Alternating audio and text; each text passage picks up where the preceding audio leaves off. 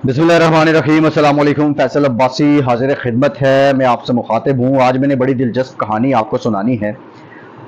एक गरीब घराने का लड़का था और उस लड़के को अपने से जो अपर क्लास है, यानी जो मिडिल क्लास है, उस लड़की से प्यार हो जाता है और ये प्यार का किस्सा चलता है। और लड़की और लड़के की मोहब्बत इतनी शदीद हो जाती है कि लड़की और लड़का ये तय कर लेते हैं हमने आपस में शादी करनी है। लड़की इकलौती बेटी है, जबकि लड़के के घर में दो तीन भाई हैं, दो तीन बहनें हैं, जॉइंट फैमिली सिस्टम है, कुछ आमदन भी इतनी ज़्यादा नहीं है, लेकिन मोहब्बत बड़ी शदीद है। लड़की भी लड़के के साथ मुखलिस है और लड़का भी लड़की के साथ मुखलिस है। दोनों आपस में ये तय करते हैं कि हमने करनी है शादी। लिहाजा लड़की लड़के से कहती है कि तुम मेरे घर अपना रिश्ता भेजो। लड़का रिश्ता भेजता है। लड़की का बाप एनालिसिस करता है, उस घर को अपने घर के साथ उसका तकाबुल करता है और वो इनकार कर देता है कि आपकी और हमारी नहीं बनेगी। इन द मीन वाइल लड़की की माँ और जो रिश्ते होते हैं वो आते हैं, लेकिन लड़की हीले बहानों से सबको टाल देती है। करते करते 2-3 साल लग जाते हैं। लड़के और लड़की की मोहब्बत और गहरी होती है। बिलाखिर जो लड़की का बाप है उसको सरेंडर करना पड़ता है और वो कहता है ठीक है बेटा, जिंदगी तुमने गुजारनी है, तुम मेरी बात नहीं मान रही हो, लेकिन तुम्हारे लिए बहुत सी मुश्किलात होंगी, जो सफाइयां देनी पड़ती हैं वो देता है। उसके बाद वो कहते हैं ठीक है, लड़के से कहो रिश्ता भेजे। लड़का रिश्ता लेके आता है, रिश्ता हो जाता है। अब जब शादी के दिन तय हो रहे होते हैं तो उस वक्त लड़के का बाप एक शर्त आयद कर देता है। लड़के का बाप ये कहता है कि मेरी शर्त ये है कि बारात के साथ कोई बूढ़ा बुजुर्ग नहीं आएगा, हत्ता कि जो लड़के के वालिद साहब हैं वो भी नहीं आएंगे। अब जब वो ये शर्त आयद करता है तो सारे बड़े हैरान होते हैं। तो खैर लड़के पे जो दूल्हा है उस पर अब जुनून सवार है मोहब्बत का। वो बाप से कहते हैं ठीक है, अपने बाप से कि मान लेते हैं शर्त। वो कहते हैं ठीक है, शर्त मंजूर है। शादी का दिन आ जाता है। दूल्हे के घर में लोग आते हैं, बारात है, बाराती अब निकल रहे हैं। तो इन द मीन वाइल दूल्हे का बाप ये ऐलान करते हैं जी हमारी उनके साथ कमिटमेंट है, तो हम कोई जो बुजुर्ग हैं बशमूल मेरे, मैं भी नहीं जाऊंगा, हमने उनके घर बारात के साथ नहीं जाना है। खैर इस पे बरादरी वाले, आपको पता है हर बरादरी में सिस्टम है, शरीकें हैं, वो एतराज करते हैं। वो कहते हैं भाई क्यों नहीं जाना। किस्सा मुख्तसर, सारे जो हैं वो कुछ राम हो जाते हैं, कुछ अड़ जाते हैं। बाकी जो अड़े होते हैं वो भी राम हो जाते हैं, लेकिन एक जो बुजुर्ग हैं वो कहते हैं जी मैंने जाना ही जाना है। और वो बुजुर्ग समझ लें कि वो सरपंच टाइप हैं, अगर वो उठ जाते तो 10 बंदे बरादरी के और उठ जाने थे। खैर उन्होंने कहा जी मैंने जाना ही जाना है। उन्होंने कन्विंस करने की कोशिश की, हमारी कमिटमेंट है ये वो फलां फलां। दूल्हे ने भी कन्विंस किया। बुजुर्ग ने कहा पुत्र मैनू तुसी गड्डी दी डिग्गी च बिठा के लै जाओ, मैं उत्थे बाहर नहीं आवांगा, पर मैनू लै जाओ, तुहाडा ही फायदा है। खैर वो कहते हैं ठीक है जी आपने डिग्गी से बाहर नहीं आना। वो ले जाते हैं। बुजुर्गों को कोई डिग्गी होती है, ज़ाहिर हवादार डिग्गी होगी, कहीं से हवा आ रही होगी, वहाँ पे लेट जाते हैं। बारात जाती है और जब जो निकाह का मरहला है इस दौरान लड़की का बाप कहते हैं जी आप सारे बाराती आए हैं, तो हमारे यहाँ रस्म ये है कि ये जो मेरे घर के पीछे गांव की उस साइड पे नहर है इसमें पानी बह रहा है, तो हमारे यहाँ रस्म है कि इस पानी को निकालते हैं, इस पानी की जगह इसको दूध की नहर बनाना होगा, तो आप सारे बाराती ये काम करें, उसके बाद बस रुखसती ले जाएं। अब वो सारे परेशान होते हैं। वो कहते हैं पहले इसने कहा बुजुर्ग नहीं आएगा, अब हम आए हैं, और लड़के भी नौजवान होते हैं, इतने तजुर्बाकार नहीं होते। खैर वो आपस में सिला करते हैं। वो दूल्हे से कहते हैं दूल्हा मियाँ उठो चलो, अब यहाँ इन्होंने रिश्ता देना नहीं है, ये वैसे इस वक्त हमारे साथ मजाक कर रहे हैं। दूल्हा आता है, गाड़ी में बैठता है, तो कहते हैं बाबे नू तो कड़ लो। डिग्गी खोलते हैं। बाबा कहता है की होया। वो कहते हैं जी बाबा जी उन्होंने ये शर्त आयद कर दी है कि ये जो नहर है इसमें इसको दूध का कर दें तो हम रिश्ता देंगे। ये तो कोई नहीं कर सकता, ये तो एक फितरी तौर पे नहर है पानी की। बाबे ने कहा पुत्र इस तरह करो, जाओ उसे कहो कि ये जो पानी है नहर में ये तुम निकाल दो, दूध हम भर देंगे। वो जाते हैं, वो जाके उस लड़की के बाप को कहते हैं कि भाई ये जो पानी है इसको निकालो आप, दूध हम भर देंगे।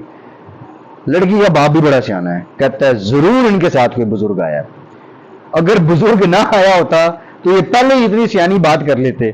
खैर पता चलता है वो फिर मान जाते हैं, बुजुर्ग आए और बुजुर्ग साहब डिग्गी से बाहर आते हैं। तो लड़की का बाप ये कहते हैं मेरी तो शर्त ही यही थी कि कोई बुजुर्ग नहीं आएगा, लिहाजा तुम लोगों ने कमिटमेंट पूरी नहीं की है, इसलिए अब मैं बेटी का रिश्ता नहीं दे रहा हूं। ये कहानी आपको क्यों सुनाई है? यहां पे पाकिस्तान की सियासत में, पूरे पाकिस्तान में आज जिस बात की गूंज है वो तोशाखाना केस है, उसका फैसला है। और इस गूंज को लेकर 2018 की तरफ चलते हैं। 2018 में پاکستان کے عوام کو امید دلائی گئی. پاکستان کے مزدور نے، کسان نے، ہاری نے، سرکاری افسر نے، پرائیویٹ ملازم نے، ہر شخص نے چیئرمین پی ٹی آئی کی صورت میں ایک امید دیکھی. 50 لاکھ گھر، 1 کروڑ نوکریاں، پتہ نہیں 200 ارب ڈالر لا کے منہ پہ مار دیں گے، لوگ باہر سے نوکری کرنے پاکستان میں آئیں گے، بلا بلا بلا بلا. اور جب لوگ تقابل کرتے تھے کہ پچھلے 70 سالوں سے جو لوگ پاکستان کے نظام پہ نافذ رہے ہیں، ان کے مقابلے میں تو یہ نیا شخص ہے اور یہ بہتر ہے، اس کو چانس دینا چاہیے. 2018 میں انتخاب کے بعد پاکستان کے لوگوں کی جو امید ٹوٹی، پہلی جو امید ٹوٹی وہ اس وقت ٹوٹی کہ جب پنجاب میں عثمان بزدار جیسا نالائق شخص وزیر اعلیٰ بنا اور کے پی کے میں محمود خان جیسے شخص کو پرویز خٹک کی جگہ وزیر اعلیٰ لگا دیا گیا. ٹھیک 6-7 مہینے بعد وہ پنجاب جو 10 سال میں پورا پنجاب گھوما ہوں، پنجاب کا کوئی علاقہ نہیں ہے جس میں میں نہ گیا ہوں. میں نے پنجاب سارا دیکھا، پچھلے 10 سال میں بھی دیکھا اور یہ پچھلے 4 سال میں بھی دیکھا، 5 سال میں بھی دیکھا، یعنی 15 سال سے میں نے پنجاب دیکھا ہے. کوئی علاقہ ایسا نہیں تھا جہاں پہ سڑکیں نہ بنی ہوں، جہاں ترقی نہ ہوئی ہو، جہاں بچوں کے اسکول نہ بنے ہوں، بچوں کے کالجز نہ بنے ہوں. لیکن بزدار صاحب آتے ہیں تو لاہور بھی کنٹرول میں نہیں تھا.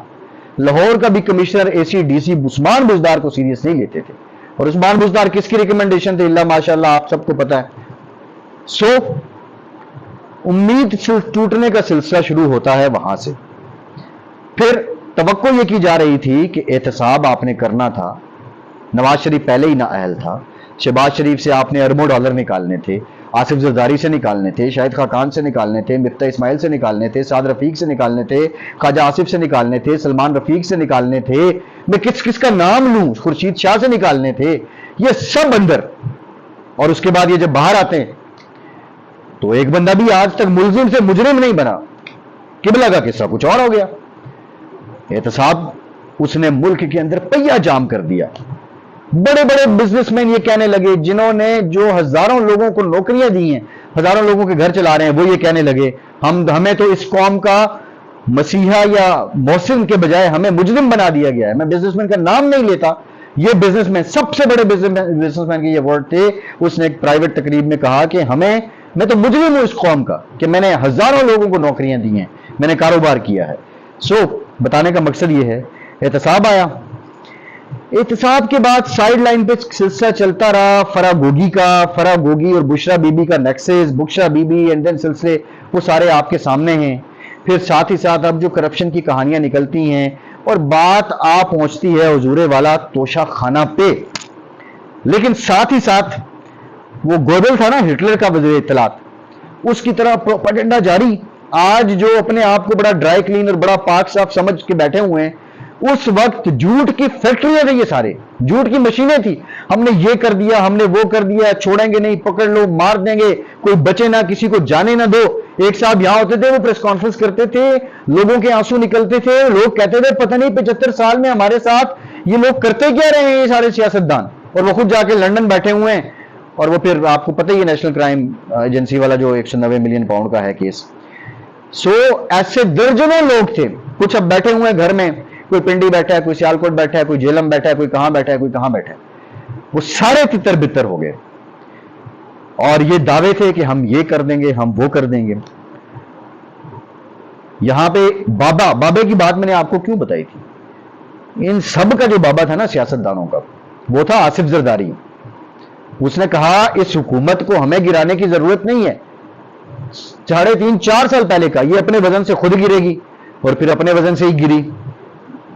اس نے کہا جب یہ سارے پی ڈی ایم والے اسمبلیوں سے استعفے دینے جا رہے تھے بشمول شہباز شریف، مولانا فضل الرحمان، کہا استعفے مت دو، پی ڈی ایم ٹوٹ گئی. لیکن وہ استعفے نہیں دیے، نو کانفیڈنس ہوتی ہے. اور وہ جو لوگ استعفے دینے جا رہے تھے آج سارے وزیر بن کے بیٹھے ہوئے ہیں. شہباز شریف صاحب وزیر اعلیٰ بن گئے. وہ بابا اس لیے بھی تھا، اس نے کہا کہ نیب چلے گا یا پاکستان چلے گا. آ کے ان کو نیب کا قانون بدلنا پڑا.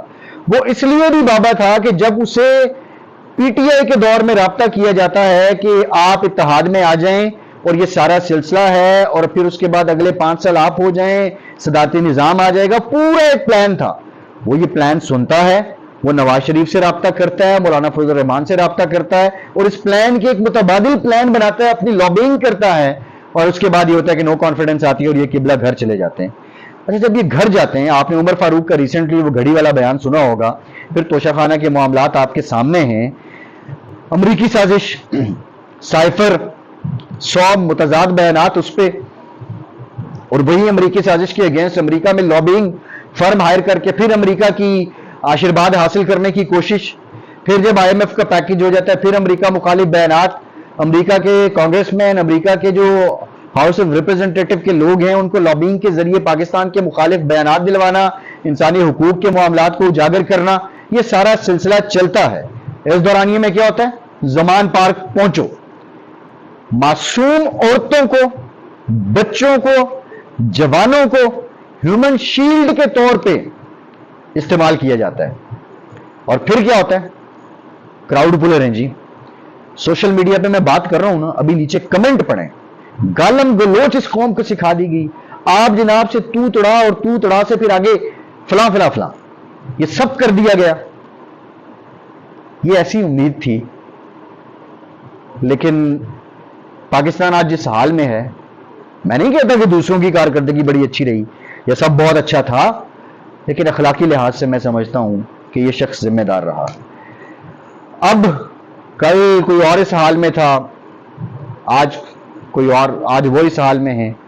ایک نظام قدرت ہے, اور میں آپ کو بتاؤں خبر جو میں دے رہا ہوں, کہانی یہیں تک نہیں رکتی ہے. جو لوگ باہر بیٹھے ہوئے ہیں اور باہر سے ہو کے پاکستان کے خلاف نیٹ ورک چلا رہے ہیں, پاکستان دشمن قوتوں کو ان کے اعلی کار بن رہے ہیں اور جان بوجھ کے بن رہے ہیں, ان کے دن بھی گنے جا چکے ہیں. ان کو پاکستان لایا جائے گا, ان کو انصاف کے کٹہرے میں کھڑا کیا جائے گا, اور ان کے خلاف آئین پاکستان کے تحت کارروائی ہوگی, یہ میں آپ کو بتا رہا ہوں. اس لیے میری ایسے دوستوں سے گزارش ہے کہ وہ زومبی نہ بنیں, وہ باز آ جائیں, ایسی حرکتیں نہ کریں. آپ کو نہیں سمجھ آ رہی, آپ چاہتے ہوئے یا نہ چاہتے ہوئے پاکستان دشمن قوتوں کے اعلی کار بن رہے ہیں. بات بابے سے شروع ہوئی تھی, پی ٹی آئی میں بھی بہت بابے تھے, بہت قابل لوگ تھے, بہت مزے ہوئے لوگ تھے. کچھ تو پیراٹروپر تھے نا, کسی فیکٹری سے آگے, کسی انڈسٹری سے آگے, وہ سارے ان کے سلسلے بن گئے. لیکن کچھ بہت مزے ہوئے لوگ تھے جن کی زندگی ساری زندگی اوڑھنا بچھونا سیاست تھی. وہ بابے بھی ایک شخص کے سحر میں مبتلا ہو گئے اور جرأت اختلاف نہ کر سکے, اور پھر یہ 12 مئی کا, پھر 9 مئی کا واقعہ ہوتا ہے. لیکن آپ اس وقت تو سوچتے کہ جو آپ پہ مہر ثبت کی تھی عدالت نے, صداقت اور امانت کی, یہ توشہ خانہ تو حضور والا الیکشن ایکٹ کے تحت کیس تھا, آپ اس کو کہاں سے کہاں جوڑتے رہے, اور پھر یہ گلے پڑا. بہرحال بتانے کا مقصد یہ ہے کہ انسان جو کرتا ہے ایک دن اس کو کاٹنا پڑتا ہے, اور جو لوگ باہر ہیں ان سے میں گزارش کر رہا ہوں کہ یہ برا وقت آ جائے گا, اپنی اصلاح کر لیں. فیصل عباسی کو اجازت دیجیے.